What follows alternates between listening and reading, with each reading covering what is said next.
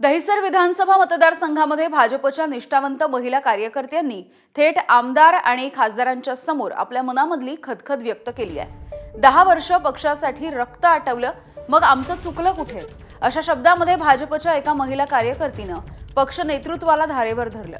दहिसरमधील प्रभाग क्रमांक 2 मधून भाजपनं नुकताच पक्षामध्ये प्रवेश केलेल्या तेजस्वी घोसाळकर यांना उमेदवारी दिली आहे।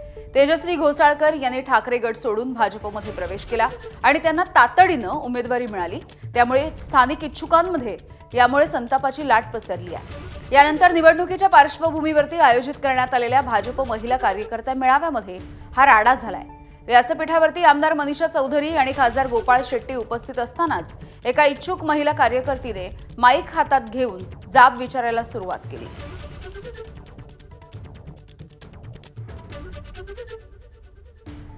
अहो, महिला गॅस बंद करून पण पळतात, पुरुष नोकऱ्या सोडून यांच्या मागे पळत असतात, पक्षाच्या मागे। काय केलं या लोकांनी आपल्या बरोबर? फक्त माझ्या बरोबर, मी तुम्हाला घेणार नाही कारण मी बोलते, माईक माझ्या हातात आहे। काय केलं यांनी आपल्या बरोबर? खोट्या मुलाखती, खोटे फॉर्म भरून द्यायचे सगळ्यांकडून। इच्छुक नाही मी बोलणार, मला कोणी थांबवायचं नाहीये, मला कोणी थांबवायचं नाही। मी काही कोणाला शिवीगाळ करत नाही, कुठेही दादागिरी, जे आहे ते मी बोलते। जर मी चूक बोलत असेल ना तर तुम्ही बोलायचं। सगळे आपण पक्षाचा निर्णय मान्य करणारे कार्यकर्ते एकनिष्ठ आहोत। आज निवडणूक होणार, बहुमताने सगळे आपले उमेदवार निवडून येणार, हे मी तुम्हाला इथे सांगते। पण ही माझी व्यथा आहे, मी कुठे चुकले? मी काम करून चुकले? कुठे चुकले? मी तुमचा आदर केला म्हणून चुकले?